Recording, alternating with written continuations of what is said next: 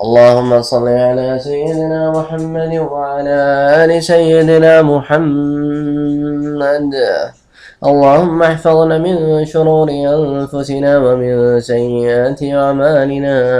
فمن يهده الله فلا مضل له ومن يضلله فلا هادي له، وأشهد أن لا إله إلا الله وأشهد أن محمدا عبده ورسوله أرسله بالحق بشيرا ونذيرا. پچھلے درس میں ہم نے حلف الفضول کے بارے میں بحث کی، اور یہ اللہ کے رسول صلی اللہ علیہ وآلہ وسلم کی ٹین ایجہڈ کے ایئرز میں واقعہ پیش آیا، یعنی حرب الفجار کے بعد حلف الفضول کا واقعہ پیش آیا. پھر جب آپ بڑے ہوئے، جوان ہوئے، تو آپ صلی اللہ علیہ وآلہ وسلم کی کچھ ایسی کوالٹیز تھیں جن مکے میں عام ہونی شروع ہوئیں، جو عام طور پر وہاں کے لوگوں میں نہیں پائی جاتی تھیں. مثال کے طور پر آپ کا امین ہونا، آپ کا صادق ہونا، آپ کا راست گو ہونا، آپ کا حاکم ہونا یعنی کہ اچھے فیصلے فرمانا، اور اس طرح کی جو کوالٹیز ایک اچھے انسان میں ہو سکتی ہیں. اور اس طرح کے معاشرے میں جب کہ ہدایت کا کوئی ذریعہ بھی نہ ہو، کوئی تعلیم کا کوئی ذریعہ بھی نہ ہو، بس جو گھر سے ویلیوز مل رہی ہیں وہ ویلیوز مل رہی ہیں، پھر انسانوں میں جو بگاڑ پیدا ہو رہا ہے وہ بگاڑ پیدا ہو رہا ہے. تو خیر بہرحال اس ماحول میں ایک شخص کا اس طرح کا ہونا ایک بڑی تعجب کی بات تھی. تو اس لیے آپ صلی اللہ علیہ وسلم کی کوالٹیز ایسی تھیں جن کا شور ہوا اور چرچا ہوا اور لوگوں میں عام ہوئی. تو جب آپ صلی اللہ علیہ وآلہ وسلم جوان ہوئے اور آپ کی عمر مبارک کوئی 25 برس کے قریب ہوئی، تو اس وقت بی بی خدیجہ بنت خویلد رضی اللہ تعالی عنہا وہ ایک بہت بڑی تاجرہ تھیں، اور ان کے 2 شوہر ہوئے تھے پہلے، جو دونوں کا انتقال ہو گیا تھا، اور ان سے ان کو کچھ اولاد بھی تھی، جس کا بھی ہم تذکرہ اپنے آنے والے دروس میں انشاءاللہ کریں گے. اسی درس میں کوشش کریں گے اگر اس کو کیپچر کر سکیں. تو خیر بہرحال تو وہ تجارت کیا کرتی تھیں اور بڑی مالدار خاتون تھیں، یعنی کہ اللہ نے ان کو اتنا مال دیا تھا کہ آپ ان کو ایک مالدار خاتون تصور کر سکتے ہیں. مکے میں ایک عورت کا اتنا مالدار ہونا اس زمانے میں بڑی تعجب کی بات تھی. تو خیر بہرحال اللہ نے ان کو عزت دی، اللہ نے ان کو مقام دیا، اور ان کا ایک ڈیفرنٹ طریقہ تھا تجارت کرنے کا کہ وہ خود تو تجارت کرنے کے لیے اپنا سامان ادھر سے ادھر لے کے جا نہیں سکتی تھیں. تو وہ کیا کرتی تھیں کہ وہ لوگوں کو ہائر کرتی تھیں کہ آپ میرا سامان لے جائیں، اس کو فروخت کریں، واپس آئیں تو میں آپ کو اتنی اجرت دوں گی. تو وہ جو بھی اپنے اس بندے کے ساتھ طے کر لیں کہ میں تمہیں 1 اونٹ دوں گی، 2 اونٹ دوں گی، جو معاملہ وہ طے کر لیں اس بندے کے ساتھ، تو اس طرح کا معاملہ وہ کرتی تھیں.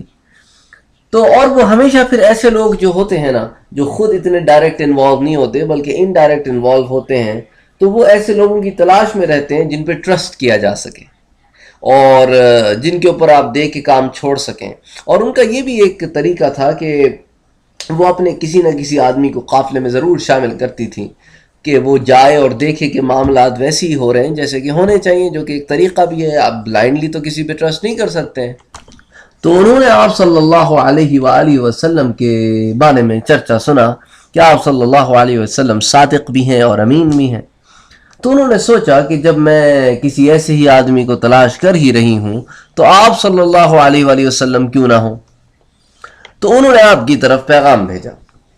کہ would you be interested in taking my goods to Syria، کہ آپ وہاں پر جا کر میں مال جو ہے وہ فروخت کریں گے. تو آپ صلی اللہ علیہ وآلہ وسلم کے پاس انہوں نے اس طرح کا پیغام بھیجا. اب ایک نظر اس وجہ پر بھی دیکھتے ہیں کہ حضرت خدیجۃ الکبریٰ نے اللہ کے رسول کو اپروچ کیوں کیا. تو نفیسہ بنت منیہ جو کہ یعلا بن منیہ کی بہن تھیں، وہ کہتی ہیں کہ جب اللہ کے رسول turned 25 years old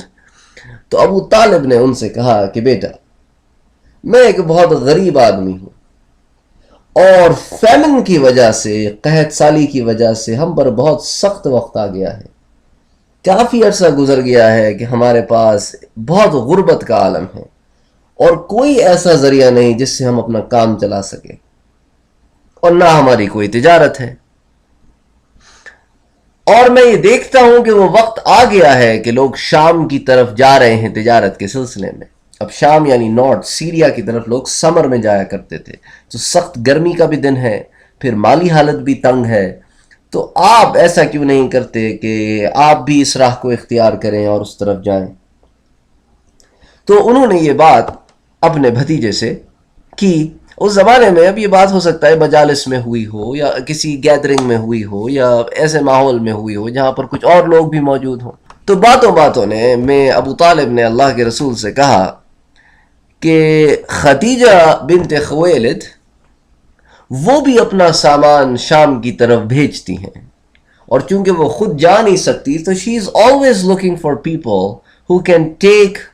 her belonging, her goods over to Syria, sell them off, and come back with some profit, and then she shares or gives portions of profits to them, یا پھر ان کو کچھ دے دیتی ہے اس کے بدلے میں جو انہوں نے کیا.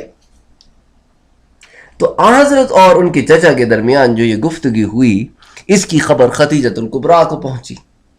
اور جیسا کہ ہم پہلے جان چکے ہیں کہ خدیجۃ الکبریٰ always was looking for people جو امین بھی ہوں، امانت دار بھی ہوں، اور صحیح طریقے سے کام بھی کرتے ہوں، اور ان پہ ٹرسٹ بھی کیا جا سکتا ہو. اور اس نے یہ بھی سن رکھا تھا کہ آپ صلی اللہ علیہ وآلہ وسلم امین ہیں، تو اس نے حضرت کو کہلا بھیجا کہ آپ آئیے اور میں آپ سے کچھ بات کرنا چاہتی ہوں. تو آپ صلی اللہ علیہ وسلم جب گئے تو اس نے کہا دیکھیں چونکہ آپ امین ہیں تو اور آپ بہت ہی ٹرسٹ وردی ہیں، اس لیے میں آپ کی قوم کے کسی شخص کو جتنا دیتی ہوں اس کا میں دگنا آپ کو دوں گی اگر آپ میرے لیے کام کریں. عبداللہ بن عقیل کہتے ہیں کہ ابو طالب کو جب یہ خبر ملی تو انہوں نے اللہ کے رسول صلی اللہ علیہ وآلہ وسلم کو اپروچ کیا کہ میں نے سنا ہے کہ خدیجہ فلاں شخص کو 2 اونٹوں کے عوض اپنا اجیر بناتی ہے. اجیر یعنی کہ ریپرزنٹیٹو جو یہاں پہ جہاں سے سامان لے کے جائے اور وہاں پر سیل کرے تو اس کو اجیر کہتے ہیں. اور 2 اونٹ جو ہے وہ بیسکلی ڈبل معاوضہ ہے، عموماً وہ 1 اونٹ دیتی تھی. تو اس پر بھی ابو طالب نے کہا اللہ کے رسول پر کہ جو معاوضہ بی بی خدیجہ نے مقرر کیا ہے میں تو اس پر آمادہ نہیں ہوں، میں تو راضی نہیں ہوں. 2 اونٹوں کے عوض میں آپ کو تو اتنی دور نہیں بھیج رہا. آپ اکیلے جائیں، اتنی صحبتیں کریں، کوئی 1-2 دن کا تو فاصلہ ہے نہیں، اتنی دور جائیں، اتنا دور گھر سے دور رہیں، اور پھر آپ کا پہلا سفر ہے اور پھر واپس آئیں اور صرف 2 اونٹ، میں اس بات کے اوپر راضی نہیں ہوں. تو اللہ کے رسول نے فرمایا ما احببت، جو آپ جیسا چاہیں. تو ابو طالب نے جب یہ بات سنی تو وہ بی بی خدیجہ کے پاس گئے اور کہنے لگے کہ اے خدیجہ کیا تو محمد صلی اللہ علیہ وسلم کو اجرت پر کام دینے کے لیے راضی ہے؟ اور مجھے خبر ملی ہے کہ تو 2 اونٹوں پر راضی ہے، لیکن اللہ کے رسول کو میں تیرے ساتھ 4 اونٹوں سے کم پر نہیں بھیجوں گا. تو خدیجہ نے کہا کہ اگر آپ کسی اور عام آدمی کی بھی سفارش لے کر آتے تو میں اس کو قبول کر لیتی، یہ تو آپ کا اپنا بھتیجا ہے، میں اس بات پر راضی ہوں کہ میں ان کو اس کام کے عوض 4 اونٹ دوں گی. تو اس طرح اللہ کے رسول صلی اللہ علیہ وآلہ وسلم جو ہیں انہوں نے بی بی خدیجہ کے لیے کام کرنا شروع کیا. اور اس وقت آپ صلی اللہ علیہ وآلہ وسلم کی عمر 25 سال تھی. تو اس کے بعد ان کے چچا نے رسول اکرم صلی اللہ علیہ وسلم کو اپروچ کیا. جب خدیجہ آپ کو اپروچ کر چکی اور آپ سے معاملات طے ہو گئے تو انہوں نے اپنے بیٹے سے کہا کہ اللہ کی طرف سے تمہیں روزی دی گئی ہے اور تم اللہ کا نام لے کر جاؤ، اور اللہ نے چاہا تو تمہیں بہت فائدہ ہوگا. تو اس طرح اللہ کے رسول صلی اللہ علیہ وآلہ وسلم جو ہیں وہ بی بی خدیجہ کے لیے کام کرنے لگے اور آپ شام کی طرف روانہ ہوئے.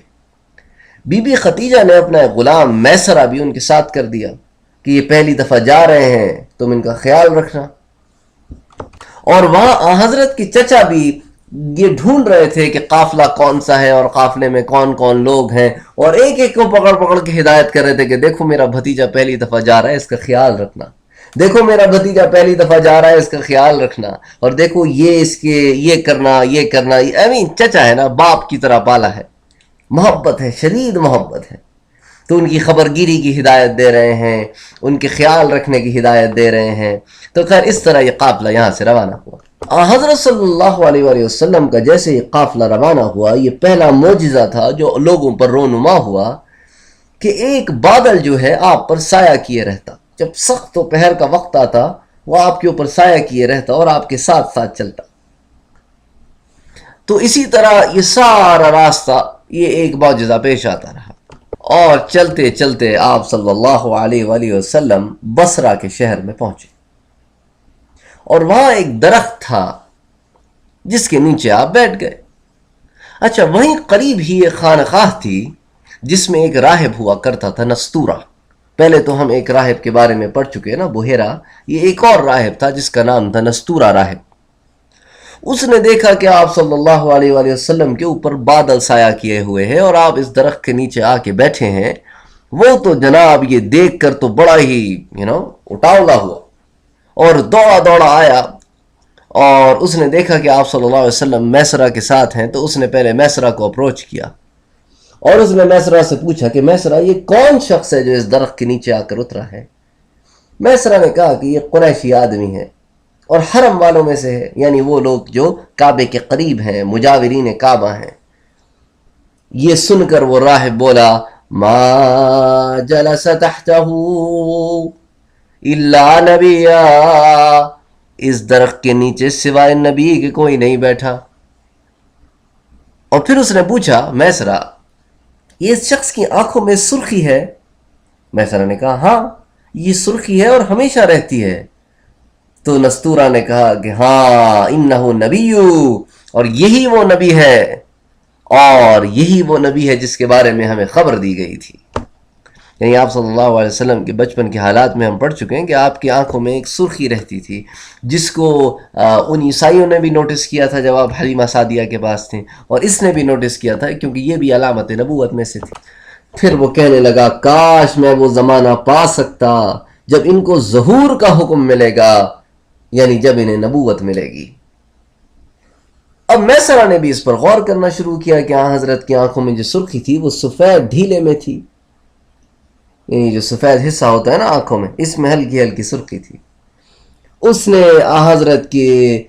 رنگ، روپ اور مختلف اعضائے جسم پر بھی غور کرنا شروع کیا۔ میسرہ نے اب ساتھ آ رہا تھا تو اس نے تھوڑی بہت چیزیں نوٹس کی، لیکن جب اس کو یہ خبر دی نستورہ نے تو اب اس نے بھی چوکنا ہو کے آپ کی علامات پر غور کرنا شروع کیا۔ علامہ نیشا پوری نے اس میں ایک ایڈیشن یہ بھی کی ہے اپنے واقعے میں، جو انہوں نے اپنی سیرت، اپنی کتاب شرف میں نقل کیا ہے، کہ اس راہب نے پھر آپ صلی اللہ علیہ وآلہ وسلم کا بوسہ لیا اور آپ کے ہاتھ پر ایمان لے آیا، اور اس نے کہا کہ میں آپ پر ایمان لاتا ہوں آپ کو جب اللہ نبی بنائیں گے،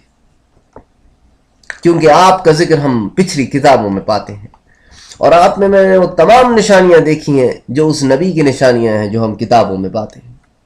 تو یہ علامہ نیشا پوری کی کتاب شرف میں یہ ایک ایڈیشن میں نے دیکھا، لیکن اور کسی کتب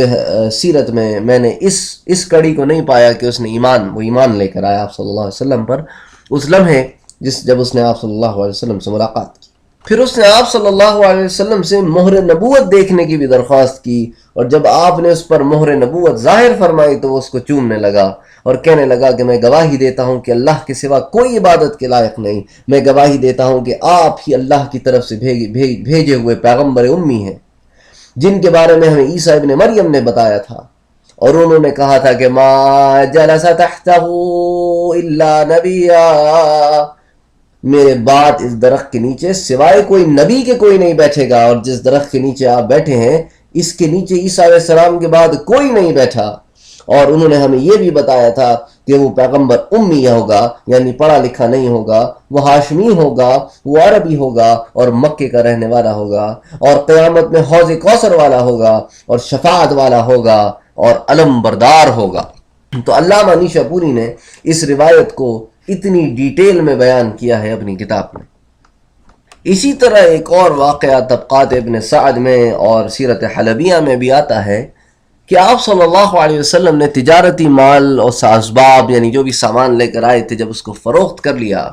تو ایک شخص جس کے بارے میں علامہ حلبی کہتے ہیں کہ ہو سکتا ہے وہ کوئی عالم ہو اور وہ آپ کے تھوڑا سا جج کرنا چاہتا ہو کہ آپ کیا کہتے ہیں، اس نے ایک جملہ آپ سے کہا، اس نے کہا، حضرت میں آپ کو لات و عزا کی قسم دے کر ایک بات آپ سے پوچھنا چاہتا ہوں۔ تو آپ نے کہا، میں نے کبھی ان دونوں کی قسم نہیں کھائی اور میں تو گزرتے وقت بھی ان سے منہ موڑ لیتا ہوں. تو اس شخص نے کہا کہ بات وہی ہے جو آپ نے فرمائی ہے. اور پھر میسرہ سے کہا ھذا واللہ نبی تجدہ احبارنا فی کتابہم، خدا کی قسم یہ تو وہی نبی ہے جس کی صفت ہمارے علماء کتابوں میں پاتے ہیں. اسی طرح ایک اور واقعہ جو علامہ حلبی اپنی سیرت میں نقل کرتے ہیں، وہ کہتے ہیں کہ بصرہ پہنچنے سے پہلے راستے میں حضرت خدیجہ کے اونٹوں میں سے 2 اونٹ بہت زیادہ تھک گئے اور چلنے کے قابل نہ رہے، جس کی وجہ سے میسرہ بھی ان دونوں اونٹوں کے ساتھ قافلے سے پیچھے رہ گیا، جبکہ حضرت قافلے کے اگلے حصے میں تھے. میسرہ کو اپنے اور ان دونوں اونٹوں کے متعلق فکر ہوئی تو وہ ان کے ساتھ ہی لگ گیا کہ بھئی ان کو بھی ساتھ لے کر جاؤں. تو حضرت صلی اللہ علیہ وآلہ وسلم کو ایونچولی اس پریشانی کی خبر دی گئی تو آپ صلی اللہ علیہ وسلم ان اونٹوں کی پاس تشریف لائے اور ان کے کمر کے پچھلے حصے پر اپنا ہاتھ پھیرا اور ان پر کچھ پڑھ کر پھونکا. اس کی وجہ سے پھر وہ اونٹوں میں ایسی چستی پیدا ہوئی کہ پھر وہ کبھی قافلے میں پیچھے نہ رہے. اور کتاب شرف میں ہے جس کو علامہ نیشا پوری نے لکھا ہے، جس کا میں آپ سے پہلے تذکرہ کر چکا ہوں، اور انہوں نے اتنا نفع کمایا نا قافلے والوں نے کہ اس سے پہلے کبھی ان کو اتنا نفع تجارت میں ہوا نہیں. اسی طرح طبقات ابن سعد میں ہے کہ میسرہ کا یہ حال تھا کہ جب دوپہر ہوتی اور گرمی بڑھتی تو وہ دیکھتا کہ آپ صلی اللہ علیہ وآلہ وسلم پر سایہ ہے، اور یہ تمام چیزیں دیکھ کر وہ آپ صلی اللہ علیہ وسلم کا اور غلام بنتا چلا گیا اور گرویدہ ہوتا چلا گیا. علماء اپنی کتابوں میں لکھتے ہیں کہ میسرہ غلام تو بی بی خدیجہ کا تھا، لیکن اللہ کے رسول صلی اللہ علیہ وسلم کا ایسا گرویدہ ہو گیا اور آپ کی خدمت کرتا پھرتا کہ لوگوں کو ایسے معلوم ہوتا کہ گویا میسرہ اللہ کے رسول کا غلام ہے،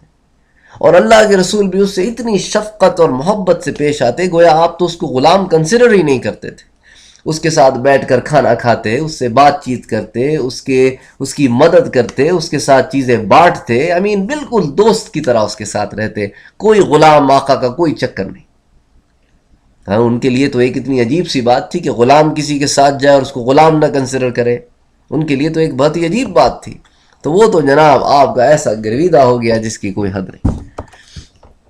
جب قافلے نے تمام نفع حاصل کیا اور واپس مکے کے قریب پہنچنے لگے تو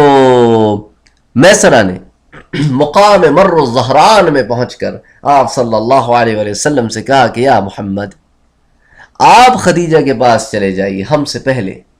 کیونکہ یہ جو بھی نفع ہوا ہے وہ اس دفعہ پہلی دفعہ میں نے دیکھا ہے کہ اتنا نفع ہوا ہے. میرا خیال ہے کہ یہ آپ کی برکت سے ہوا ہے،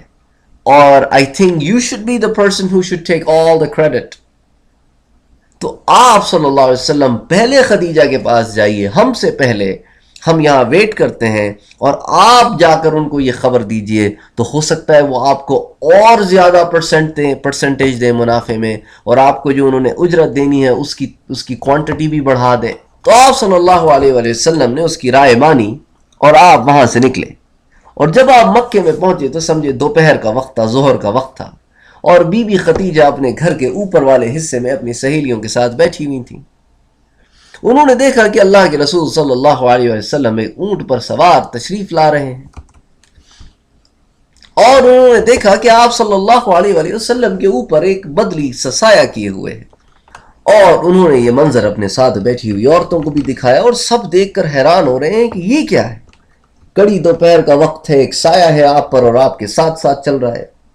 آخر اللہ کے رسول بی بی خدیجہ کے پاس پہنچے اور انہیں سارے واقعے سے مطلع کیا کہ اتنا منافع ہوا اور یہ ہوا اور وہ ہوا، اور ہم دگنا منافع کما کر واپس لوٹے ہیں جو آپ کو ہمیشہ حاصل ہوتا ہے اس کے مقابلے میں. تو بی بی خدیجہ جو ہے یہ ساری بات سن کر بہت خوش ہوئی، لیکن فوراً انہوں نے کہا کہ اچھا مجھے بتائیے میسرہ کہاں ہے؟ آپ نے کہا وہ تو ابھی پیچھے ہے جنگل میں. تو بی بی خدیجہ نے کہا کہ ان کے پاس فوراً جائیے اور انہیں جلد از جلد میرے پاس بھیجیے. تو علماء لکھتے ہیں کہ بی بی خدیجہ نے اللہ کے رسول کو فوراً کیوں بھیج دیا. وہ لکھتے ہیں کہ اس کے پیچھے مقصد یہ تھا کہ بی بی خدیجہ دیکھنا چاہتی تھیں کہ جو انہوں نے پہلی دفعہ دیکھا کہ ایک بادل نے آپ پر سایہ کیے ہوئے تھا وہ واقعی آپ پر ہی سایہ تھا یا کسی اور پر تھا. تو انہوں نے جلدی بھیجا تھا کہ اس مشاہدے کو ایک دفعہ پھر اپنی نظر سے دیکھیں before coming to any kind of consensus. تو انہوں نے دیکھا کہ جب آپ صلی اللہ علیہ وسلم دوبارہ چلے تو پھر آپ اسی شان سے چلے کہ آپ پر ایک بدلی نے سایہ کیا ہوا تھا۔ تو یہ وہ شان محمد مصطفیٰ صلی اللہ علیہ وآلہ وسلم تھی کہ ابھی نبوت بھی نہیں ہے اور معجزات کا ظہور ہو رہا ہے۔ کچھ دیر گزرنے کے بعد جب میسرہ بی بی خدیجہ کے پاس آیا تو بی بی خدیجہ نے میسرہ کو اس تمام عجیب و غریب منظر سے آگاہ کیا جو انہوں نے دیکھا۔ تو میسرہ نے سن کر کہا بی بی خدیجہ آپ نے تو ابھی دیکھا ہے، میں تو جب سے ہم مکے سے نکلے ہیں شام تک اور شام سے واپس مکے تک سارا راستہ میں یہی تو دیکھتا آ رہا ہوں کہ دوپہر ہوتی ہے اور بادل جو ہے وہ ان کے اوپر سایہ کرتا ہے اور کسی اور پہ سایہ نہیں ہوتا، ان پر ہمیشہ سایہ رہتا ہے اور ساتھ ساتھ چلتا رہتا ہے۔ پھر اس نے بی بی خدیجہ کو نستورہ راہب کی بات بتلائی اور اسی طرح پھر وہ واقعہ بھی بتایا جو بازار میں پیش آیا کہ ایک آدمی نے آپ صلی اللہ علیہ وسلم کو لات عزیٰ کی قسم دی۔ پھر اس کے بعد میسرہ کو کہا کہ ہاں بے شک یہی وہ نبی ہے، اور پھر وہ واقعہ بھی بتایا جو اونٹوں کے ساتھ پیش آیا کہ کس طرح آپ صلی اللہ علیہ وآلہ وسلم نے اونٹوں کے پشت پر ہاتھ پھیرا اور وہ پھر چلنے لگ گئے۔ تو یہ سارے واقعات اس نے سنائے۔ پھر کتابوں میں یہ بھی آتا ہے کہ اللہ نے میسرہ کے دل میں رسول اللہ کی بہت زیادہ محبت ڈال دی تھی، کیونکہ اس نے آپ کی شرافت، نیکی، سچائی، ایمانداری، خوش اخلاقی، یہ ساری چیزیں دیکھیں تو وہ آپ کا گرویدہ ہو گیا۔ تو جیسا کہ میں آپ سے پہلے بیان کر چکا ہوں کہ دیکھنے والے کو تو یوں معلوم ہوتا تھا گویا میسرہ جو ہے وہ آپ کا غلام ہے، خدیجہ کا نہیں۔ تو خیر بہرحال یہ سارے واقعات اس نے بی بی خدیجہ کو سنائے، اور بی بی خدیجہ نے جب یہ سارے واقعات سنے تو اللہ کے رسول صلی اللہ علیہ وآلہ وسلم کو دگنی اجرت دینے کے بارے میں انہوں نے سوچنا شروع کیا، اور پھر انہوں نے یہ طے کیا کہ آپ صلی اللہ علیہ وآلہ وسلم کو میں دگنی اجرت دوں گی۔ یعنی ایک عام آدمی کو تو وہ اگر 2 اونٹ دیتی تھیں تو آپ کو 4 دے رہی تھیں جانے سے پہلے، اب 4 کا بھی انہوں نے ڈبل کر دیا، یعنی کہ اب آپ کو انہوں نے 8 اونٹ دینے کا فیصلہ فرمایا۔ تو بیسکلی ایک عام آدمی کو جتنے پیسے ملتے اس سے آپ کو 4 گنا زیادہ پیسے مل رہے تھے، اور آپ جب واپس لوٹے تو آپ نے بھی تو ان کو دگنا منافع دیا۔ تو اس طرح آپ نے ایک دفعہ پھر شام کی طرف تجارت فرمائی، لیکن اس دفعہ اللہ نے آپ کے ہاتھ سے تجارت بھی فرمائی۔ بچپن میں تو آپ واپس آ گئے تھے، لیکن اس دفعہ آپ گئے اور آپ نے پورا سفر طے کیا اور وہاں پہ تجارت کی اور دگنا منافع لے کر واپس آئے۔ تو یہ وہ واقعہ ہے یہ رسول اکرم صلی اللہ علیہ وآلہ وسلم کی تجارت سے متعلق ہوا۔ اس کے بعد انشاءاللہ اگلی نشست میں ہم اللہ کے رسول صلی اللہ علیہ وآلہ وسلم کی بی بی خدیجہ سے شادی کا واقعہ ذکر کریں گے کہ آپ کو پیغام کس طرح آیا اور آپ نے کس طرح قبول کیا اور شادی کیسے ہوئی اور کس نے خطبہ پڑھا اور وغیرہ وغیرہ جو تمام باقی تفصیلات ہیں۔ وما علینا الا البلاغ۔ اللہم صلی علی سیدنا محمد۔